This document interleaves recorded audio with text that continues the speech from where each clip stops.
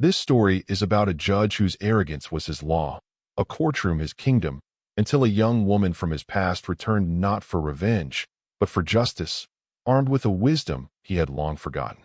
He had dismissed her as the maid's daughter, a ghost in the halls of his mansion, but she would return as the one lawyer capable of solving the unsolvable case that threatened to destroy his legacy. How could a man who saw everything in black and white be so blind to the truth standing right in front of him? Just before we dive in, let us know in the comments where you're watching from today. We love seeing how far these stories reach. And make sure you're subscribed so you don't miss tomorrow's special video. Now let's jump back in. Enjoy the story. The air in Judge Alistair Croft's chambers was a currency he spent with miserly care. It was cold, still, and smelled of old leather and older power, a scent he had cultivated over 3 decades on the federal bench. But today, another smell had intruded, unwelcome and acrid, the smell of failure. It clung to the damask curtains and settled like a fine dust on the spines of the law books that stood like silent, judging soldiers along the walls. At the center of this opulent prison sat the source of his torment, a single case file bound in crimson ribbon, Sterling versus Thorne. It was not a case. It was a ghost that had haunted the docket for a century, a legal paradox that had humbled giants of jurisprudence. And now it was his. Alistair Croft was a man carved from granite and precedent. His jaw was a firm line of authority, his eyes the color of a winter sky, and his voice a gavel in its own right. He had risen through the ranks not on the wings of brilliance, but on the unshakable foundation of certainty. In his courtroom, there were no shades of gray, only the stark black and white of his interpretation of the law. He had built an empire of verdicts, a legacy of unassailable logic. But the Sterling Thorne injunction was different. It was a knot woven by legal minds long dead, a corporate charter dispute from the Gilded Age where 2 foundational, yet utterly contradictory, legal principles collided. Billions of dollars in assets, a major philanthropic foundation, and the very stability of a sector of the economy hung in the balance, frozen by a paradox no one could unravel.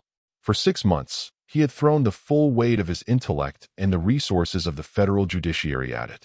He had commissioned algorithmic analyses, convened panels of the nation's top legal scholars, and spent sleepless nights pacing this very room, the expensive silence mocking his impotence. The knot held. Worse, it tightened with every attempt to loosen it. He saw it as a personal affront, an intellectual mutiny. He was Judge Alistair Croft, the final word, the living embodiment of the law's authority. How could a stack of yellowed paper defy him? The frustration had begun to curdle into something uglier, a cold rage that seeped into his every interaction. His clerks tiptoed around him, their faces masks of strained deference. His peers spoke of the case in hushed, sympathetic tones that felt like daggers of pity. The press, once his adoring chorus, now circled like vultures, sensing the impending fall of a titan. His legacy was no longer a monument of stone. It was a sandcastle, and the tide was coming in. The case was not just a professional challenge. It was an existential threat. It whispered a truth he could not bear to hear, that for all his power and certainty, there were things he simply could not understand. Far from the cold marble of the courthouse, in a small, tidy apartment that smelled of lemon polish and freshly laundered linen, Alara Vance lived a life of quiet purpose. She was almost invisible to a man like Alistair Croft, though she had grown up in the shadow of his world. Her mother, Maria, had been his housekeeper for 20 years, a silent presence who moved through his grand mansion, dusting the artifacts of his success. Alara had been the ghost's daughter, a little girl with large, observant eyes who did her homework at the great mahogany table in the kitchen, the distant sound of the judge's authoritative voice a constant, ambient hum in her childhood. She remembered the sheer scale of his life, the towering bookshelves, the intimidating portraits of his ancestors, the way the air itself seemed to bend to his will. To him, she and her mother were functional, like the grandfather clock in the hall or the crystal decanters on the sideboard. They were part of the scenery, not part of the story. But while Maria polished the silver, Alara absorbed the words. She did not see dry legal texts. She saw intricate puzzles, epic stories of human conflict and resolution. Her true teacher was not in any school, but in the memories she carried of her grandfather, Robert Vance. He had been a lawyer, too, but of a different sort. He was a country lawyer, a man who practiced from a dusty office above a hardware store, whose clients paid him in bushels of apples and repaired fences.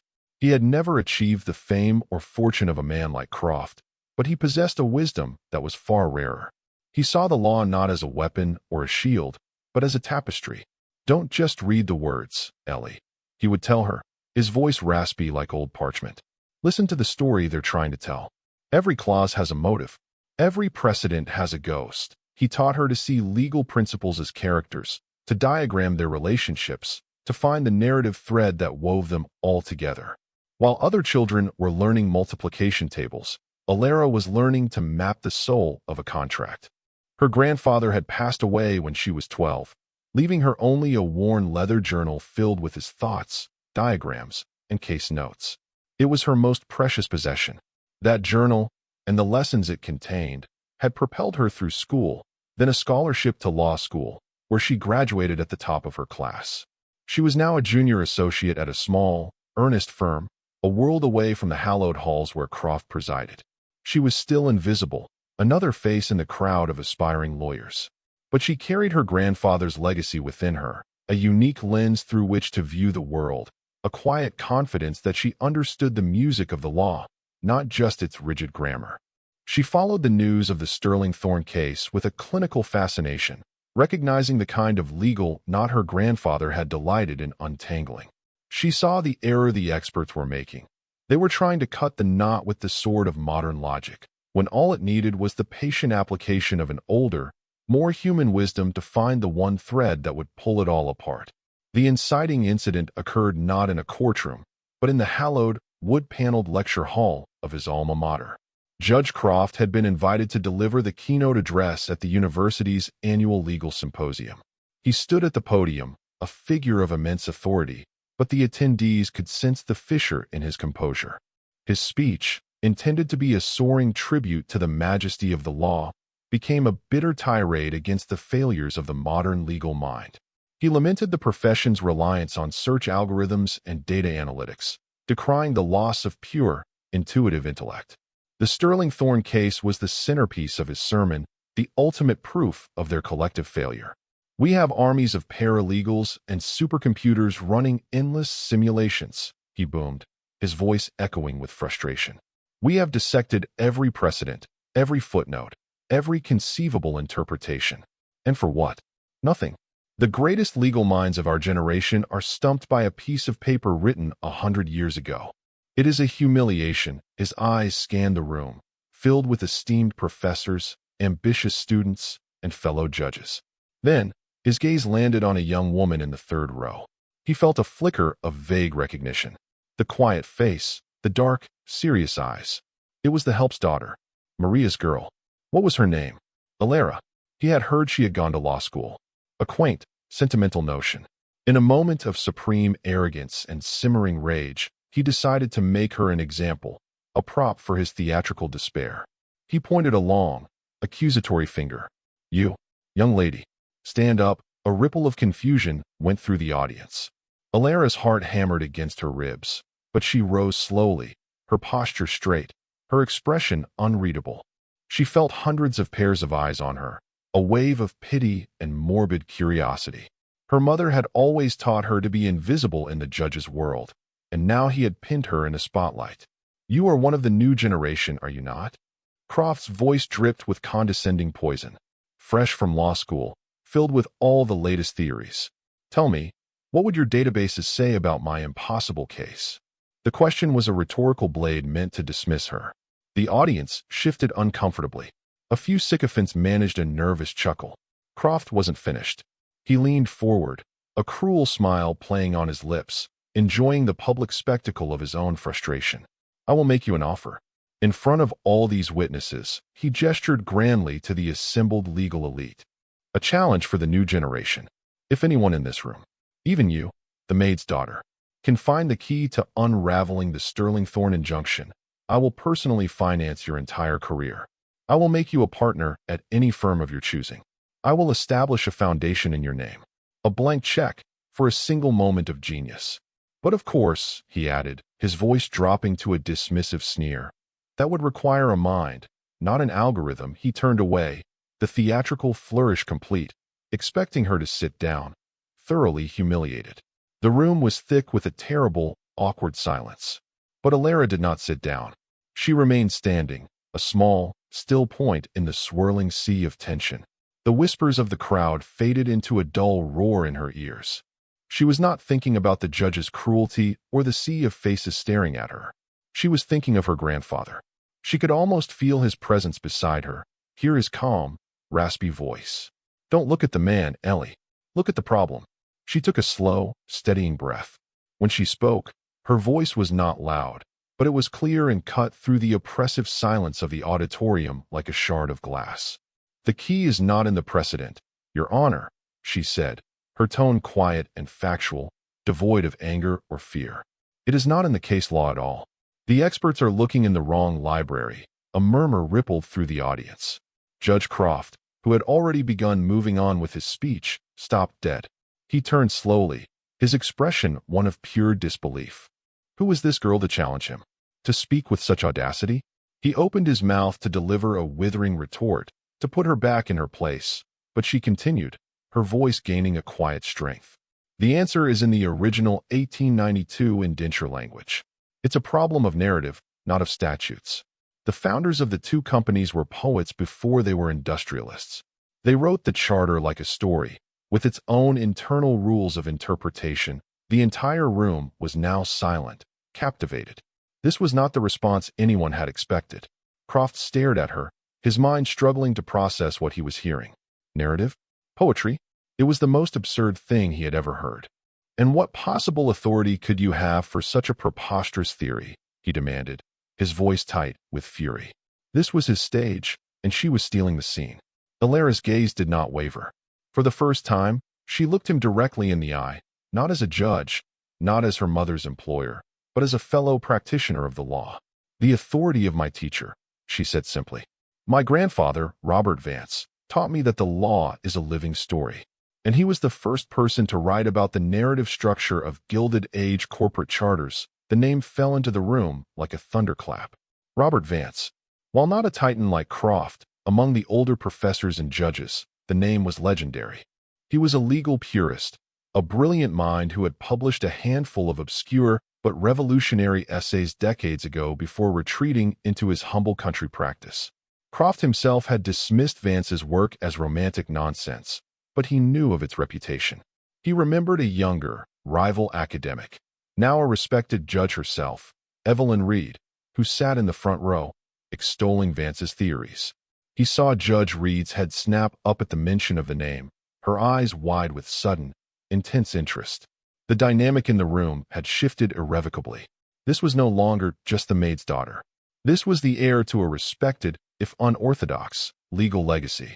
"I accept your challenge, Your Honor," Alara said, her voice steady. "When and where?" The air froze. The challenge, made in cruel jest, had been accepted with solemn gravity. Judge Alistair Croft was trapped by his own hubris. In front of hundreds of his peers, he had issued a public proclamation. To back down now would be an admission of not just defeat, but of cowardice. His face was a mask of thunderous fury, his mind racing. He had intended to mock a child. Instead, he had summoned the ghost of a respected rival. He glanced at Judge Reed, who was now watching him with a hawk-like intensity, a small, knowing smile on her lips. He was cornered. "Very well," he spat out, the words tasting like ash. "My chambers. Tomorrow morning. 9 o'clock. Bring your narrative." He turned his back on her, a clear dismissal, and abruptly concluded his speech, his grand oration now reduced to a hollow, sputtering end. The symposium ended not with thunderous applause, but with a storm of excited, urgent whispers. The legend of the unsolvable case had just found its unlikely hero, or its final, most pathetic victim. The next morning, Judge Croft's chambers had been transformed into an arena. Word had spread like wildfire. He had been forced to allow a small audience, his senior clerks, a few trusted legal scholars, and, at her own firm insistence, Judge Evelyn Reed, who had positioned herself as an official observer. Croft sat behind his enormous mahogany desk, a king on a throne, flanked by his team of exhausted-looking associates. Before them were laptops displaying complex data visualizations, stacks of annotated legal texts, and color-coded binders thick enough to stop a bullet. It was an arsenal of modern legal warfare. The room was tense, the silence humming with anticipation. At precisely 9 o'clock, the door opened, and Alara Vance entered. Her mother, Maria, was with her, her face a mixture of terror and fierce pride. She had insisted on coming to stand by her daughter. Alara looked small and out of place in the cavernous room. She wore a simple, dark suit, and in her hands, she carried no laptop, no binders, no legal pads. Her only tools were a worn, leather-bound journal, her grandfather's, and a box of chalk. She gave a slight, respectful nod to the assembly and walked not to the designated visitor's chair, but to the large, unused blackboard that stood against one wall, a relic from a time before smartboards and digital projectors.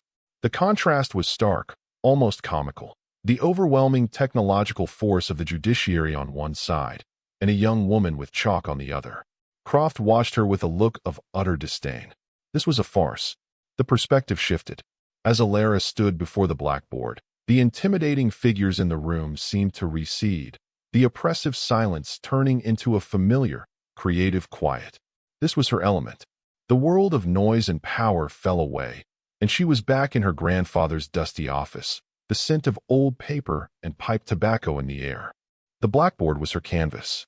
She could hear his voice, a gentle murmur in her memory. Forget the noise, Ellie. Find the quiet. The law isn't a shouting match.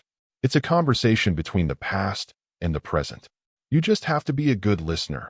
She closed her eyes for a brief second, picturing him, his kind, wrinkled eyes and the chalk dust on his worn tweed jacket. Then she opened them, picked up a piece of white chalk, and began. She did not write words or cite cases. She began to draw. With clean, confident strokes, she drew 2 large circles on the board, labeling one Sterling and the other Thorn to understand the injunction. She began, her voice calm and clear. You cannot begin in the 20th century with the precedents that confound us. You must begin in 1892 with the men themselves. Sterling was a pragmatist, a builder. Thorn was a romantic, an inventor. They were partners, but they saw the world through different eyes. Their charter was not a standard legal document. It was a peace treaty between their 2 philosophies. As she spoke, she drew lines, arrows, and symbols, connecting the 2 circles. She was not presenting an argument. She was telling a story. Croft's clerks exchanged bewildered glances. This was not law. This was art class. Alara opened her grandfather's journal on the chalk ledge. She turned to a specific, dog-eared page. Look for the keystone, her grandfather had written in his spidery script. In every old structure, legal or stone, there is a single piece that holds all the others in place. It's never the biggest or the most obvious one. It's the one that bears the tension of the opposing forces. Her fingers traced his diagram, a sketch of a stone archway. She remembered him explaining it to her as a child, using her building blocks to demonstrate. The power isn't in the blocks themselves, he'd said. It's in the space between them, in the way they press against each other. That's where the truth lives. The legal teams, Alara continued, turning back to the board, have focused on 2 conflicting clauses. Clause 17A, which grants the Sterling estate absolute control in the event of a deadlock, and Clause 24B, which grants the Thorn Foundation the same power.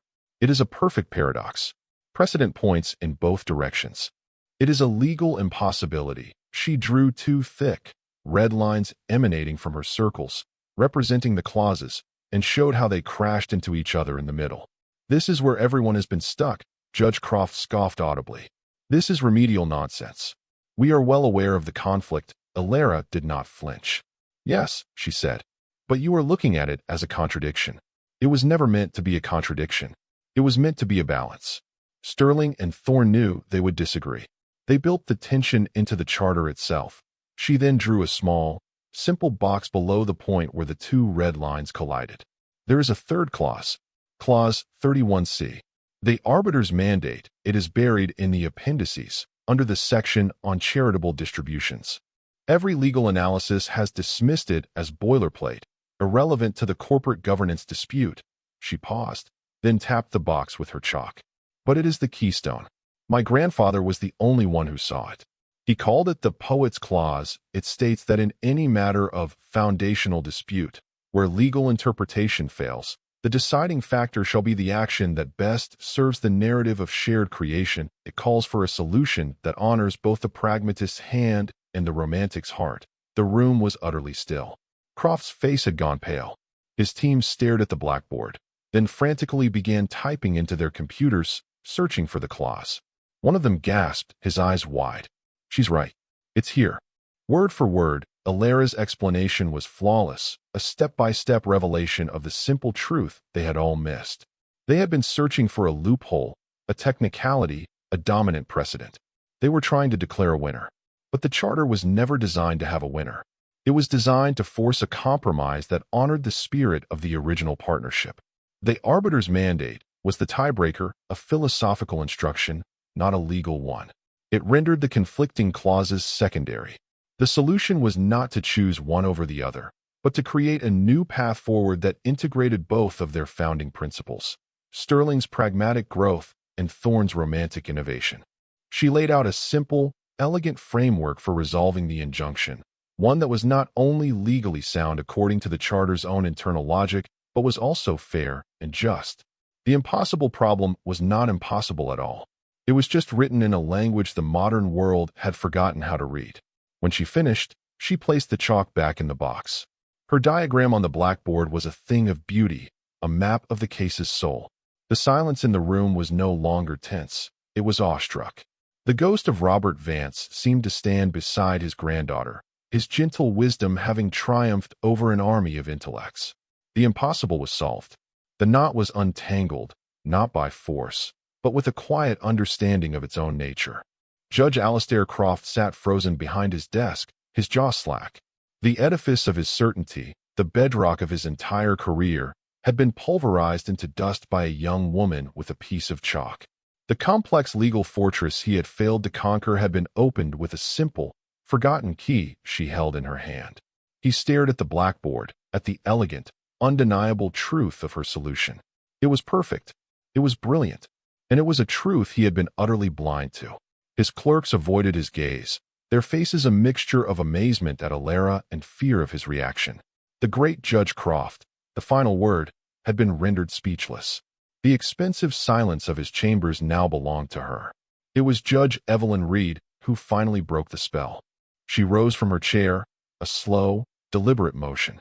She walked to the blackboard, studying Alara's diagram with the eye of a connoisseur admiring a masterpiece. Then she turned to the room. "In 35 years on the bench," she said, her voice ringing with authority and genuine admiration, "I have never witnessed a more profound and elegant piece of legal reasoning. What we have seen here today is not just the solving of a case. It is a reminder of what the law is supposed to be, a human institution rooted in wisdom, not just in data." She looked directly at Alara, and her formal expression softened into a warm, genuine smile. Robert Vance would be incredibly proud. With that, she began to applaud, a single, sharp sound in the quiet room. One by one, the scholars and even Croft's own clerks joined in, the applause growing from a tentative patter into a thunderous ovation.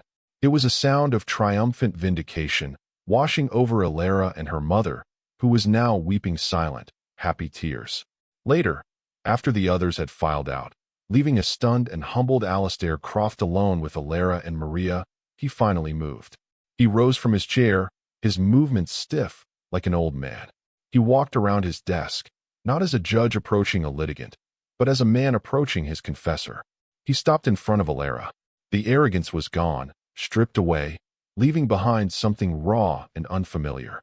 For the first time in his life, he looked at the woman before him and truly saw her, not as the help's daughter, but as the brilliant mind who had saved him from his own folly. He began, his voice hoarse, the word catching in his throat. "I was wrong. What I did yesterday, what I said, there is no excuse. It was cruel and arrogant. I am sorry." The apology was not loud or dramatic, but it was sincere, heavy with the weight of a lifetime of pride. He then looked at Maria, his housekeeper of 2 decades. "And to you, Maria," he said, his voice softer still. "I have been blind. You raised a remarkable daughter. I never once acknowledged that. Maria simply nodded, her dignity a quiet rebuke to his years of neglect. Croft turned back to Alara. A promise was made, he said, his voice regaining a sliver of its old command. But this time it was infused with purpose, not pride. And it will be kept. The blank check is yours. We will establish the Vance Foundation for Ethical Jurisprudence. It will be dedicated to the principles your grandfather embodied, to teaching the law as a story, not just a code. You will be its director. Your mother, he said, looking at Maria, will be its chief administrator, if she will accept. Her salary will be 5 times what I have been paying her. He would pour his wealth and influence into this new venture, not just as payment for a debt, but as an act of penance, a way to build a new legacy on the ruins of his old one. 1 year later, the grand opening of the Vance Foundation was the most talked about event in the legal community.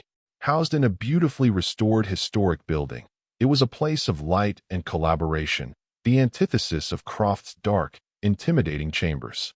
The centerpiece of the main hall was a massive blackboard, a tribute to the day everything changed. Alara Vance, now the Foundation's respected director, stood before a crowd of bright, eager law students, her presence calm and commanding. She was no longer invisible. She was a leader, a visionary who was reshaping legal education. Her mother, Maria, stood beside the podium, a portrait of grace and competence, managing the Foundation's operations with a skill no one had ever bothered to look for. Judge Evelyn Reed was the chair of the board, and a reformed Alastair Croft was its most dedicated member. He was a quieter man now, his certainty replaced by a deep-seated curiosity. He spent his time mentoring young students, often telling them the story of his own public humiliation as a cautionary tale against the sin of pride. The Sterling Thorne assets, long frozen, now flowed freely, funding countless charities and innovative projects, their narrative of shared creation finally fulfilled. Alara picked up a piece of chalk and began to draw, the crisp, clean sound echoing in the hopeful silence. She was not just teaching law. She was passing on a legacy of wisdom, ensuring that the story and the quiet truth it held would never be forgotten again. And that's where we'll end the story for now. Whenever I share one of these, I hope it gives you a chance to step out of the everyday and just drift for a bit. I'd love to know what you were doing while listening. Maybe relaxing after work, on a late-night drive, or just winding down. Drop a line in the comments. I really do read them all. And if you want to make sure we cross paths again, hitting like and subscribing makes a huge difference. We are always trying to improve our stories, so feel free to also drop your feedback in the comment section below. Thanks for spending this time with me.